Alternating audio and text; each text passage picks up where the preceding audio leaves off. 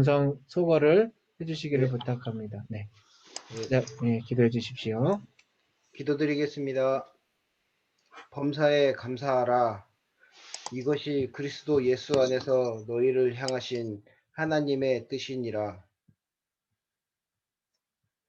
사랑으로 다스리시는 하나님 아버지, 오늘도 허락해 주심으로 온라인 상에서나마 예배 드릴 수 있게 해주시고, 이렇게라도 주님을 찾고 부르짖을 수 있게 해주심에 감사합니다. 용서의 하나님, 요즘 모든 TV 매체에는 코로나로 코로나와 아동 학대에 대한 내용으로 온통 시끄럽습니다. 이렇게 시끄럽게 오르내리는 이야기 거리의 중심에는 항상 기독교인이 또는 목회자, 집사, 장로 등이 포함되어 속상합니다. 주님의 의를 드러내기보다 자신을 더 사랑한 저희를 용서하여 주시옵소서. 이 땅에서 빛과 소금이 되지 못한 교회를 용서하여 주시옵시고, 염려와 걱정, 두려움에 쌓여 우왕좌왕하고 내 안위만을 위한 강구만은 있을 뿐 하나님이 원하시는 삶은 없었음을 이 시간 고백하오니 저희의 이 어리석음을 용서하여 주시옵소서. 우리의 모든 것 주님 앞에 내려놓고 순종하는 삶을 살아갈 수 있도록 인도하여 주시고 저희와 함께 하사 성령 충만함으로 살아가게 하시옵소서. 기도와 감사로 살아가게 하시고 이 나라의 미래를 위하여 기도하며 주님의 말씀대로 살아감으로 세상의 빛과 소금이 되는 교회와 성도가 될 수 있도록 도와주시옵소서. 예수님의 사랑을 흘려보내는 저희가 될 수 있도록 도와주시옵소서. 올 한 해는 이렇게 살기를 원합니다. 주 안에서 항상 기뻐하며 살기를 원합니다. 코로나로 인해 많은 환난과 시험이 있습니다. 경제적, 사회적으로도 모두가 어려운 상황에서 주님이 주시는 기쁨으로 살아가게 하시고 오직 주님만 바라보고 의지하며 이 시국을 이길 힘과 지혜를 주시길 바라옵고 원합니다. 온 나라가 어려운 이때 아버지 앞에 나와 기도하게 하시고 성령님이 주시는 음성을 교회가 듣는 순종하는 영성을 허락하여 주시옵소서. 아멘.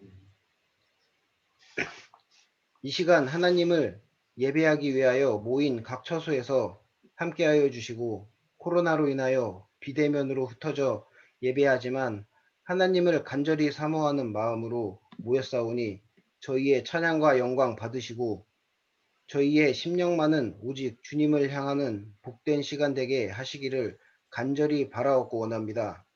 함께하여 주시옵소서. 아멘. 세계 곳곳에 흩어져 복음을 전하는 선교사님을 위해 기도드립니다. 정말 어려운 환경 속에서 전염병과 사투를 벌이며 하나님 나라를 전하는 선교사님들을 기억하시고 지켜 주시옵소서. 아멘. 환난 속에서 이단이 판을 치고 있습니다. 주여. 저희에게 분별의 영을 허락하시어 사탄들의 유혹에 빠지지 않게 하시고 아멘. 이단들을 이 땅에서 소멸시켜 주시옵소서. 아멘. 현혹된 불쌍한 영혼들이 하나님 앞에 다시 설 수 있도록 은혜 내려 주시옵소서. 아멘. 우리 상승대 교회의 머리가 되신 하나님, 이 어려운 시기 주님의 뜻 받들어 실천하는 교회 되게 하시고 상승대 지역에서 믿지 않는 용사들을 위해 기도하며 구원의 앞장서는 교회 되게 하여 주시고 예수님의 사랑으로 넉넉히 감당할 수 있는 복된 교회 되게 하여 주시옵소서. 아멘. 마음과 육신의 질병으로 고생하는 성도들이 있습니다. 아버지. 마음과 육신의 질병 모두 성령님이 치료하여 주사 강건한 모습으로 주님께서 맡겨주신 일을 감당하게 하시옵소서. 아멘.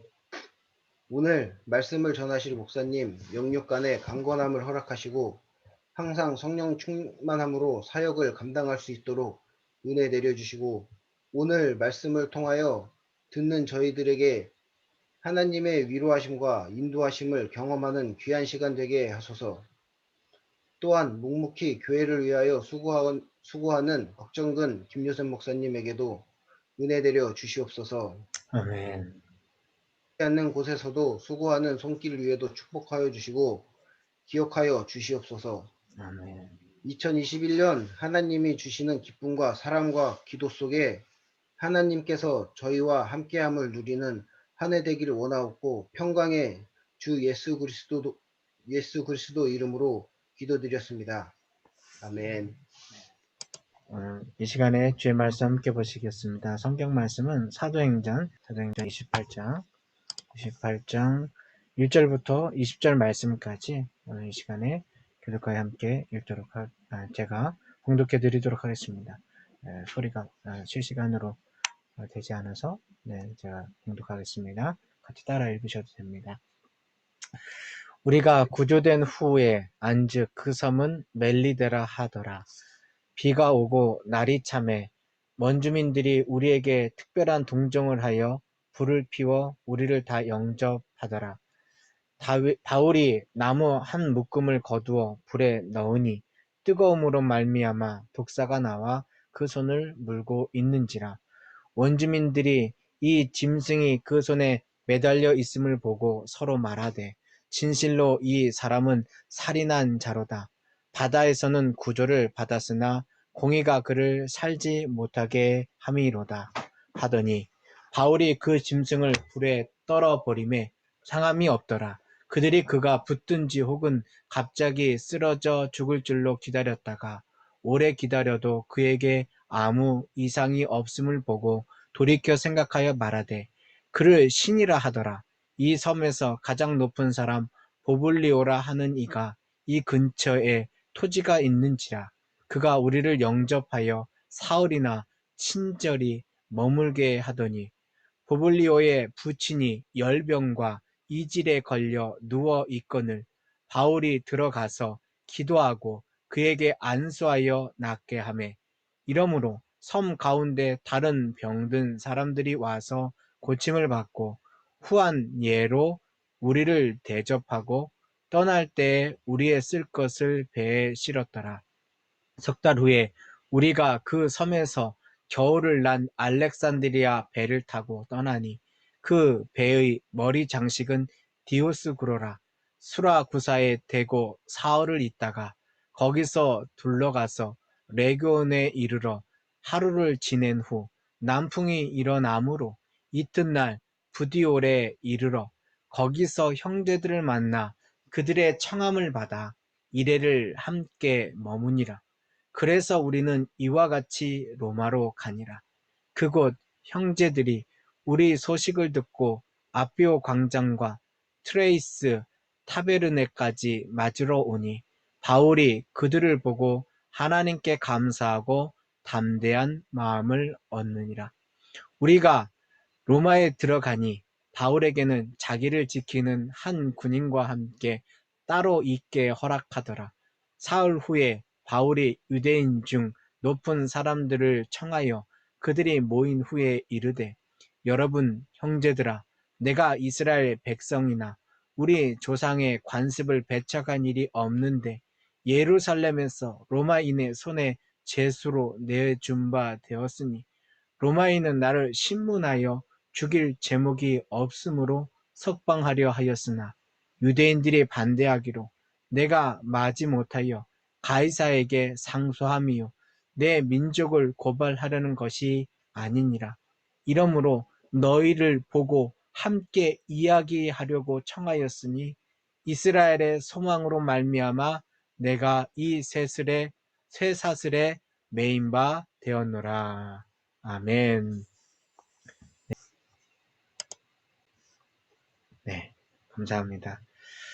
오늘 멜리데 인생도라는 제목으로 잠시 같이 말씀을 나누려고 합니다. 사도 바울의 인생이 인간적으로 성공한 인생은 결단코 아니죠. 사실 초창기에는 잘 나갔습니다. 이스라엘에서 인싸였죠.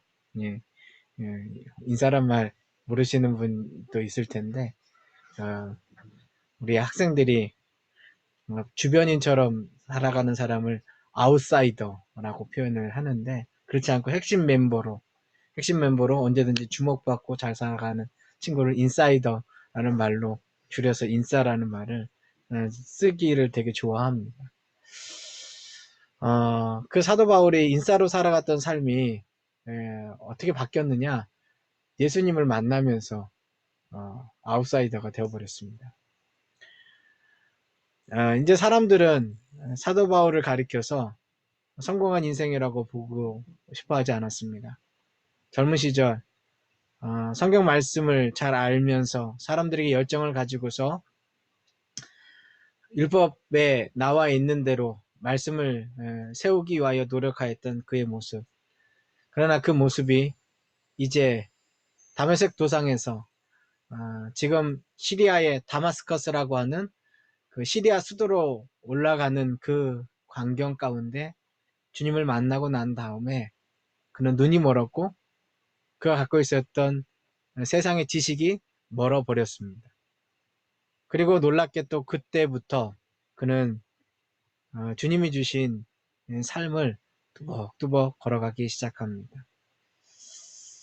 사실 그의 인생에서 인간적으로야 안 됐다라고 치지만 가장 영광스러운 순간이 언제일까요? 아무래도 로마에서 순교로 생을 마감하며 하나님이 허락하시는 모든 일을 마감하는 그때겠죠. 사실 그 장면은 누가가 의도적으로 성경에 실지 않았습니다. 우리가 읽은 사도행전 28장의 말씀은 16장부터 계속해서 이어져 왔던 것이 사도 바울의 행적이 아주 구구절절하게 쓰여져 있는데 그 누가가 우리가라고 얘기하면서 사도 바울과 일행이 되어서 그가 그의 선교의 마지막까지 동행하고 애쓰는 모습에 대하여 같이 담담히 증거하고 있지만 실질적으로 사도 바울의 가장 영광스러운 순간인 순교의 순간은 성경 말씀 속에 기록하지 않았습니다. 이유가 무엇일까? 사실 그것도 예수님 때문입니다. 사도 베드로 선생님이 십자가에 달려 세상을 떠났죠. 순교했습니다.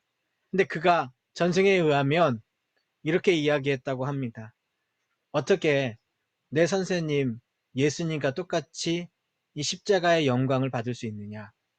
나는 십자가에 거꾸로 매달리겠다. 그렇게 세상을 떠났다라고 합니다. 사실 우리가 알고 있는 신앙의 대부분의 내용은 우리가 사도 바울 선생의 수많은 서신서를 통해서 사도 바울 선생의 이 교리가 신앙적인 내용이 대부분을 차지합니다. 로마서부터 시작해서 마지막 순교하기 전에 적었던 디모데 후서에 이르기까지 그의 지략과 그가 교회들에게 남긴 편지가 없었다면 우리가 알고 있는 신앙의 내용 가운데 예수님에 대하여 알 수 있는 것이 너무나도 적습니다. 그러나 그의 편지들을 통하여서 우리는 어떻게 신앙생활을 해야 하는지, 교회의 문제가 무엇인지, 우리의 가정의 자리가 무엇인지에 대하여서 분명하게 알 수 있게 된 것이지요. 그런데 순교의 장면을 제외하고 오늘 성경 구절은 마치 그 순교를 당하기 전에 사도 바울의 인생이 얼마나 기구한지에 대하여 잘 적혀져 있습니다. 이름하여 멜리데 인생입니다. 멜리데 섬에서 그들은 구출을 받았죠. 사실 사도 바울은 죄수의 몸이었으나 로마로 가는 하나님이 주신 가장 안전한 방법으로 로마로 가게 되었었습니다. 천부장과 백부장이 그를 지킵니다. 로마의 군대가 그를 지킵니다. 이유는 유대 사람들이 하도 그를 내가 저 사도 바울을 죽이지 않고서는 잠을 못 이루겠다라고 하는 수많은 사람들이 있었습니다. 그들에게서 도움을 받을 수 있는, 그들에게서 방어를 할 수 있는 유일한 방법은 죄수로서 군대의 도움으로 가는 방법밖에 없었습니다. 그 로마에 가기 전에 그는 생각하지도 못한 일을 당하지요. 좋은 섬에서 함께 겨울을 나겠다라고 하던 그 배에 타고 있었던 수많은 사람들의 헛된 생각이 사도 바울이 받은 말씀, 곧 필요한 자리 가운데에서 있는 곳이 아닌 엉뚱한 데서 있다가 배가 풍랑을 만나서 파선하게 됩니다. 여러분, 겨울철 바다 한번 뛰어들어 보셨습니까? 겨울철 고사하고 여름 조금 지나서 한 9월 달쯤에 해수욕장에 가서 바다에 들어가 봐도 더 이상 거기에 있고 싶은 생각이 안 들어갑니다. 왜냐하면 물이 너무 차다라는 것이 느껴지기 때문에 그렇지요. 그런데 사도 바울이 그 탔던 배가 파선하여서 물에 흠뻑 젖어서 나와 있는 그 모습을 한번 상상해 보십시오. 얼마나 추울까요? 얼마나 오들오들 떨면서 그 자리에 있을 수밖에 없을까요? 다행스럽게 이 멜리데 섬의 원주민들을 통하여서 구조가 되었습니다. 28장 1절 말씀이 그렇게 얘기하고 있잖아요. 우리가 구조된 후에 안즉 그 섬은 멜리데라 하더라 라고 이야기를 하고 있습니다. 그런데 여기에 엎친 데 덮친 격으로 참 이상한 일이 발생합니다. 2절 말씀에 보면 비가 오고 날이 참해라고 얘기를 합니다. 여러분, 지금 사도 바울이 한 일은요, 복음 전하기 위하여서 하나님의 말씀에 순종한 것밖에 없습니다. 그런데 죄인의 몸이 되고 또 물속에 빠지고 건져냈더니 그나마 햇빛이라도 쨍쨍 내리면 얼마나 좋겠습니까? 그런데 어떠한 일이 발생합니까? 비가 오고 날이 차대요. 그 비를 쫄딱 맞을 수밖에 없지 않겠어요? 누가 아무리 구주된 사람이라고 하더라도 이것저것에 내올 수가 있겠어요. 그래서 한 일이 뭐냐면 그곳 원주민들이 물에 빠졌다가 건진 사람, 그들 중에서 특별히 아무런 힘도 없고 백도 없고 돈도 없는, 제일 중요한 건 돈이 없었겠죠. 그러니까 어디 가서 뭘 할 수도 없는 그들을 어떻게 하냐면 2절 말씀에 봤더니 특별한 동정을 하였다라고 이야기를 합니다. 여러분, 혹시 다른 사람의 지나가다가 돈 1,000원짜리 한 장이라도 받아보신 적 있습니까? 예, 그런 적 별로 없으시죠? 근데 빌어먹는 사람의 입장은 그렇게 편하지는 않습니다. 네, 즐겁지 않습니다.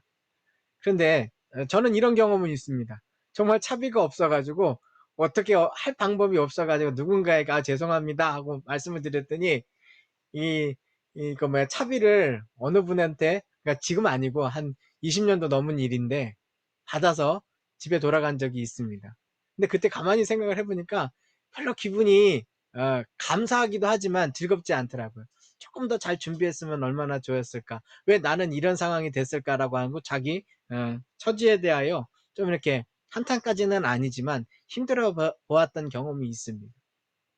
여러분, 특별한 동정을 받는 이 바울과 우리라고 이야기하는 누가와 그 주변에 있는 사람들, 그 돈이 없어서 이것저것 할 수도 없고 사람들에게 특별한 동정을 받아야 될 만큼 그 꼴이 피곤하고 꾀드즈하고 냄새나고 피곤에 쩔어있고 거기에다가 몸이나 성했겠습니까? 죄인의 몸으로. 그러니 별것도 아닌 그들의 몸 가운데 과연 예수 그리스도의 영광이 어디에 있을까요? 그런데 그 자리에 특별한 동정으로 영접을 받았는데 문제는 3절 말씀에 발생을 합니다. 제가 3절을 읽어보도록 하겠습니다. 바울이 나무 한 묶음을 거두어 불에 넣으니 뜨거움으로 말미암아 독사가 나와 그 손을 물고 있는지라. 여러분, 예수 믿으면 독사에 물릴 수 있습니다. 오늘 사도 바울이 그렇게 우리에게 보여주고 있습니다. 제가 너무 논리에 비약이 있나요? 근데 맞아요. 오늘 사도 바울이 어떠한 일을 했냐면은 그 불을 피워주니까 그 불 핀 것에 그냥 그 불빛만 쬐도 시간이 다 갈 텐데 그가 한 일은요, 나무 한 묶음을 거두었대요. 나무를 이곳에서 가지고 와서 그곳에 불에 넣는 겁니다. 추운 거 반, 그리고 다른 사람을 위한 거 반. 어쨌든 그렇게 했는데 묶음을 들어서 올릴 때에는 보이지 않던 뱀이 묶음을 들어가지고 그 자리 가운데 있을 때는 전혀 느껴지지도 않았던 그 뱀이 그 불가에다가 그 나뭇가지를 던질 때 앞불싸 그 불에서 튀어나와서 그 바울의 손을 물어버린 겁니다. 조심성이 없는 바울이라고 얘기할 수 있을까요? 저는 이 말씀을 묵상을 하면서 사도 바울이 얼마나 피곤하고 얼마나 힘들고 얼마나 고단했을까라는 생각이 듭니다. 사람이 웬만하면 인지상정으로 옆에 있는 것들에 대한 감각이 느껴지거든요.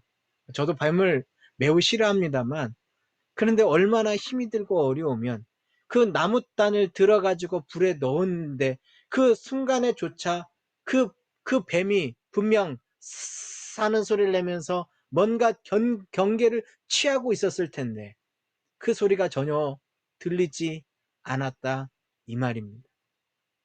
그리고서 그 손을 뭅니다.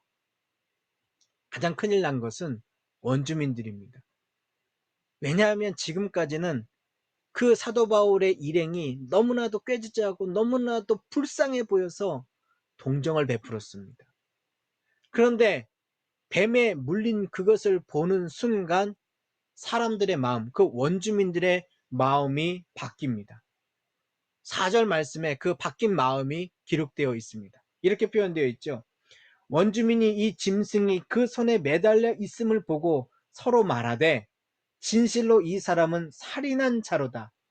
바다에서는 구조를 받았으나 공의가 그를 살지 못하게 함이로다. 아시다시피 사도 바울은 제수의 몸이었습니다. 제수라면 제수복을 입지 않더라도 어떠한 표식과 그 모습 속에서 제수라고 하는 것을 사람들이 다 압니다. 아마 원주민들은 불쌍해서 그 바울을 구하기는 했지만 마음속에 이런 생각은 했었을 테지요. 도대체 무슨 죄를 졌길래 저렇게 저 로마까지 끌려가는 거야. 아마 여러 가지 죄목들을 추정을 했었을 텐데 뱀에 물린 것을 보고서 그들은 확증을 합니다. 아하, 살인죄구나. 살인죄구나. 살인죄이기 때문에 결국은 목숨이 구사일생으로 지금 살아났지만은 우리가 그에게 동정을 베풀지만 결국은 공의가 저 인생의 저기에서 끝나게 되는구나 라는 것을 그들은 직감적으로 생각을 하고 서로가 서로에게 이야기합니다. 물론 안 됐기는 했지만 살인죄를 저질렀다라고 보이는 사람이 그 꾀죄죄한 모습 가운데서 이제 퉁퉁 부어가지고 죽을 것을 생각을 하면 그럴만도 하지라고 여겨집니다. 사람들이 그렇게 생각을 했던 것이죠. 여러분, 이 자리가 그리스도인의 자리입니다. 심각하게 우리는 고민해 보아야 합니다. 왜냐하면 우리는 하늘의 영광을 생각하면서 이 땅 가운데에서 무언가 하나님께서 복 주시고 또 복 주시고 또 복에 복을 더하여서서 우리의 지경이 넓혀지며 사람들에게 떵떵거리며 살 것을 기대하고 예수를 믿은 것은 아니지만 그러함에도 불구하고 그러한 삶을 마다하고 싶지는 않다 이 말입니다. 그런데 그 하나님이 복 주신 것 사이에 이 복은 하나님의 복이기 때문에 이 땅에서 고난과 고생과 어려움이 찾아올 수도 있다라는 것을 우리는 알아야 합니다. 예수를 믿고 있는 사도 바울, 그의 손은 뱀에게 물렸고 그가 입은 옷은 죄수의 복이요 사람들은 수군수군대며 그를 저주할 그때에 그를 구원할 이는 오직 주님밖에 없습니다. 자, 4절 우리 다 같이 한번 읽어보도록 하겠습니다. 아닙니다. 5절 죄송합니다. 5절 다 같이 한번 읽도록 하겠습니다. 5절 읽겠습니다. 시작. 바울이 그 짐승을 불에 떨어 버림에 조금도 상함이 없더라. 여러분, 우리는 말씀 가운데 5절의 하반절에 있는 조금의 상함도 없는 것에 대하여 초점을 맞춥니다. 근데 저는 이 말씀을 읽으며 사도 바울이 불에 떨어 버림에라고 하는 말씀에 마음이 고정이 되었습니다. 뱀에 물렸습니다. 그 순간에 당연히 호들갑을 떨면서 이 뱀이 어떻게 하면서 뭔가 기도하고 애를 써야 되는 것이, 아니면 사람들에게 해독제가 없습니까? 라고 물어야 되는 것이 정상일 텐데, 사도 바울은 지금 무엇을 하고 있습니까? 그 뱀을 불에다가 떨어버립니다. 마치 아무 일도 없었는 양 떨어버립니다. 그의 인생은 그것으로 끝날지 모릅니다. 어떻게 해요? 독에 물려서 그 뱀을 떨어버리고 난 다음에 통통 부어가지고 그의 인생은 거기에서 마지막을 보낼지 모릅니다. 근데 그는 그 자신이 그 당한 위기와 아픔과 독사의 물림 가운데 해야 할 일을 여전히 그대로 하고 있었습니다. 자, 뱀이 나뭇가지에 있었습니다. 그 나뭇가지에서 그가 우연찮게 그 손의 물림으로 발견하였습니다. 그럼 무엇을 해야 할까요? 그 뱀을 잡아서 없애는 거겠죠. 내가 죽는 것과 죽지 않는 것과 상관없이 그 뱀의 독은 나에게만 위험할 뿐만 아니라 내 주위에 있는 수많은 사람에게 같이 위험하고 어려운 겁니다. 그때 사도 바울은 그의 죽음과 상관없이 그 뱀을 불에 떨어버립니다. 자, 이럴 정신이 어디 있습니까? 이럴 만큼 무엇이 그렇게 담대한 겁니까? 사도 바울은 그의 인생에서 예수님을 만났을 때 그가 잘 되든 못 되든, 가난하든 부하든, 매를 맞던 사람들에게 존귀하게 여기던 주님이 가르쳐 주신 일상의 삶을 그대로 이루어 갔습니다. 그는 특별하게 뱀에 물린 것이 아닙니다. 인생을 살다 보면 뱀에 물릴 것과 같이 병에 들 수도 있고, 아픔이 찾아올 수도 있고, 파산할 수도 있고, 자녀에게 무언가 사고로 다치거나 힘든 순간이 있을 수도 있습니다.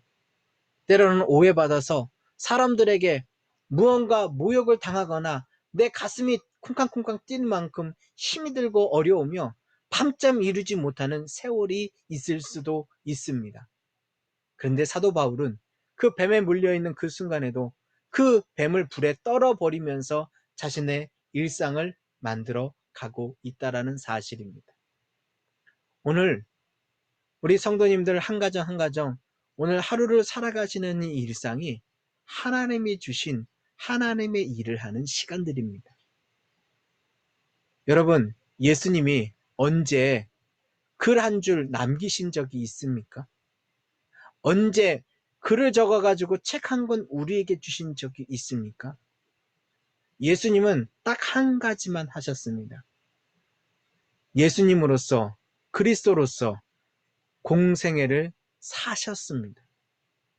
그리고 우리가 기억하는 그 3년 반의 시간이 우리 인생을 바꾸고 우리의 삶을 복되게 만들고 있음을 신앙의 선배들로부터 우리까지 함께 이어져 내려올 따름입니다.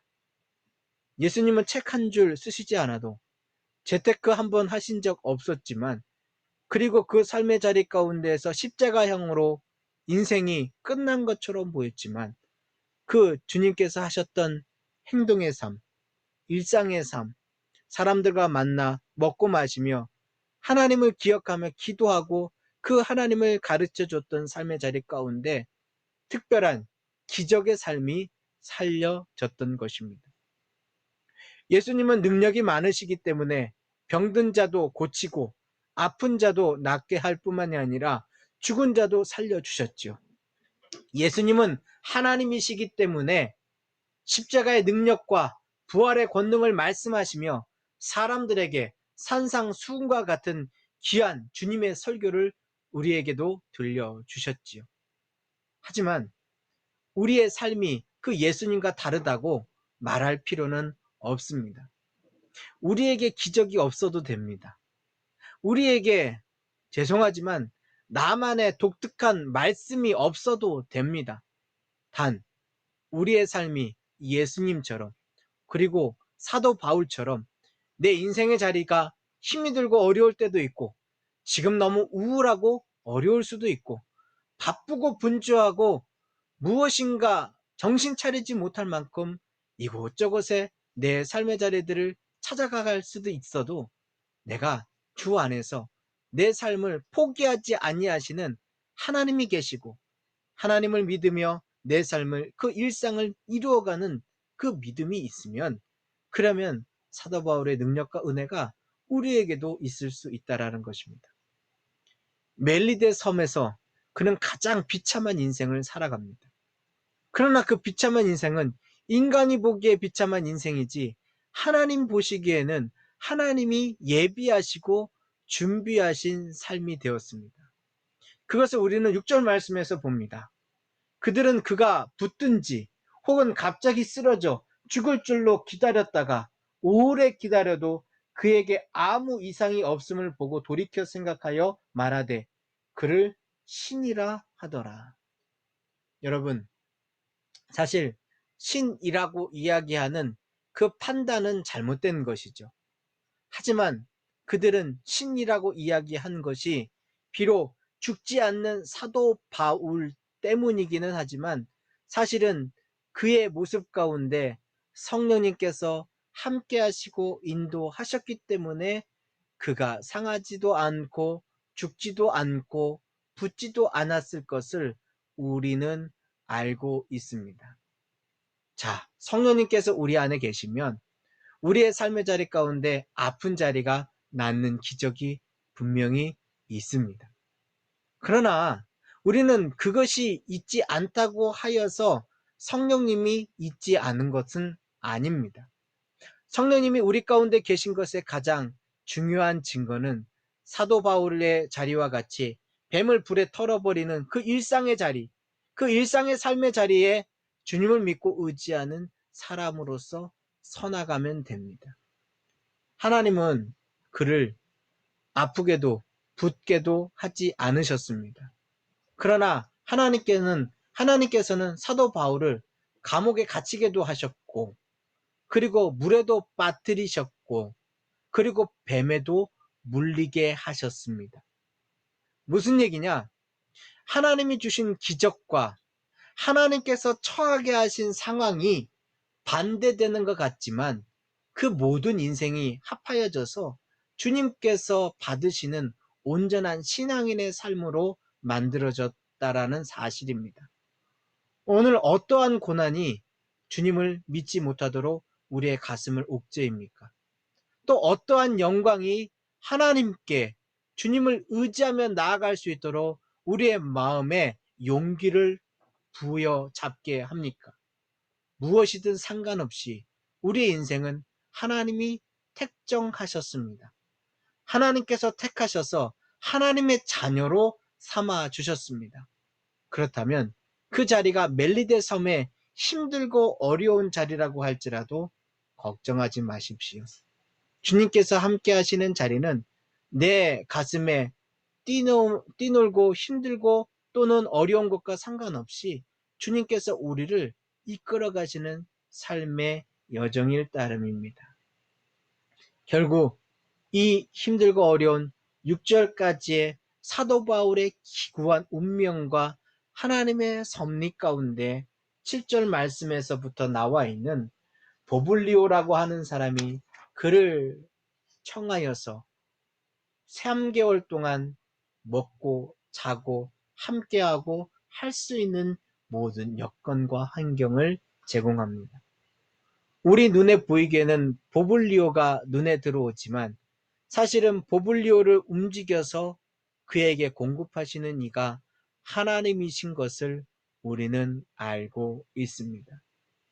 그리고 그 겨울을 넘어서 그 보블리오의 추억은 뒤로하고 저 로마의 사도 바울의 인생을 온전하게 휘감았으면, 오늘 성경 말씀 속에 누가도 담담하게 이 말씀을 마지막 사도 바울의 모습으로 우리에게 전했는지를 생각할 수 있을 따름입니다. 자, 이제 말씀을 마치겠습니다. 여러분, 보블리에서의 삶도, 멜리데의 인생도 하나님께서 인도하신 삶이었습니다. 하나님을 부인하든 부인하지 않던 하나님께서 인도하신 그 멜리데의 인생이 혹시 지금 이 순간 우리의 삶의 자리는 아닌지, 무언지 모르지만 힘들고 어려워서 남에게 말하지 못하는 아픔이 있는 것은 혹시 아닌지요. 그러나 우리의 손에 물려있는 독사를 불에 떨어냅시다. 내가 부어서 내 삶이 망가지든 혹은 주님께서 불쌍히 여기셔서 그 기적이 일어나든 상관없이 내가 해야 할 일을 묵묵히 합시다. 그러면 그 멜리데의 인생이 사실은 하나님께서 저 하나님 나라 천국에서 가장 귀하게 사용하시는 사역의 자리였다라고 우리는 오늘 이 순간을 추억할 수 있을 것입니다. 기도하시겠습니다. 살아계신 아버지 하나님, 힘이 들고 어려운 인생의 자리더라도 주를 바라보며 의지하며 나가게 하여 주시옵소서. 멜리드의 인생도 사도 바울에게 힘이 들고 어렵고 너무나도 가슴 놀란 순간들이었지만 그 춥고 오들오들 떨었던 그 냄새나던 그 인생이 주님 앞에서 가장 복되고 온전한 인생이 되었던 것은 예수 그리스도를 믿어 그 일상의 자리 속에서 최선을 다할 수 있었던 것임을 오늘 이 아침에 고백합니다. 주여 응답하여 주시옵소서. 주께 감사드리오며 예수님의 이름으로 기도드립니다. 아멘. 오늘 이 시간에 찬송가 270장 우리 기타 반주에 맞춰서 같이 함께 찬양하시겠습니다. 찬양 270장입니다.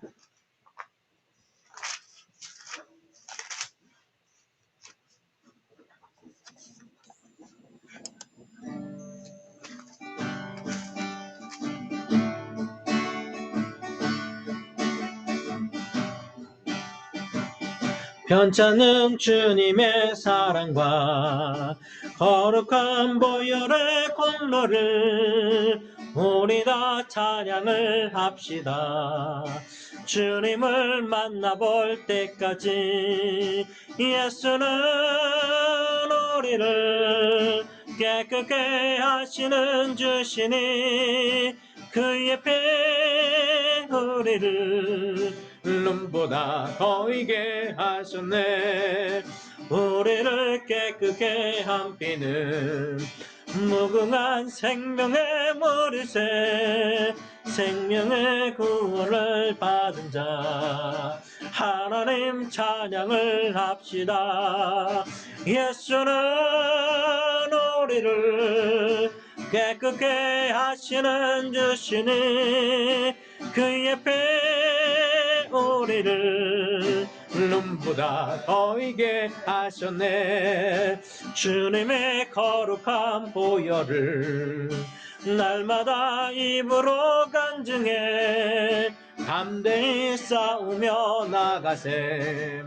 천국에 들어갈 때까지 예수는 우리를 깨끗게 하시는 주시니 그의 피 우리를 눈보다 더이게 하셨네. 십자가 단단히 붙잡고 날마다 이기며 나가세. 머리에 면류관 쓰고서 주 앞에 찬양할 때까지 예수는 우리를 깨끗게 하시는 주시니 그의 피 우리를 눈보다 더이게 예수는 우리를 깨끗게 하시는 주시니 그의 피 우리를 눈보다 더 마지막으로 다시 한번 부릅니다. 예수는 노래를 깨끗게 하시는 주시는 그의 배오래를 눈보다 더이게 하셨네. 우리 잠깐 기도합니다. 우리 인생의 자리 가운데서 우리들을 멜리데의 섬으로 주께서 초청하실 때가 있습니다. 바다에도 빠졌고 건짐을 입었지만 너무나 춥고 힘든 인생의 자리가 있을 때도 있습니다.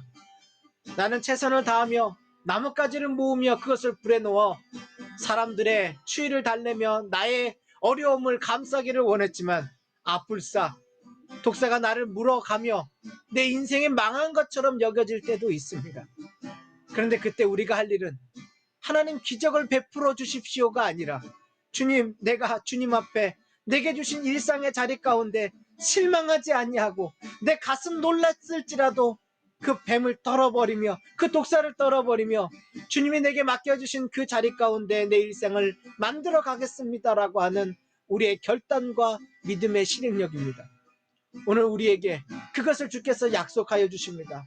내게 큰 기적을, 내게 큰 능력을, 내게 큰 권능을 주신다라고 약속하신 것보다 오늘 하루의 삶의 자리 가운데서 내 하루의 삶을 주님께서 그 어떠한 자리에서도 교만하지 아니하고 너무나도 피굴하지 아니하고 삶의 자리 가운데 오늘의 일상을 오늘은 예배드리며 내일은 우리에게 주어진 사업의 터전과 부대의 자리와 우리가 해야 되는 자리 가운데서 수고하고 애쓰며 할 따름입니다. 그것이 기적입니다. 그것이 은혜입니다.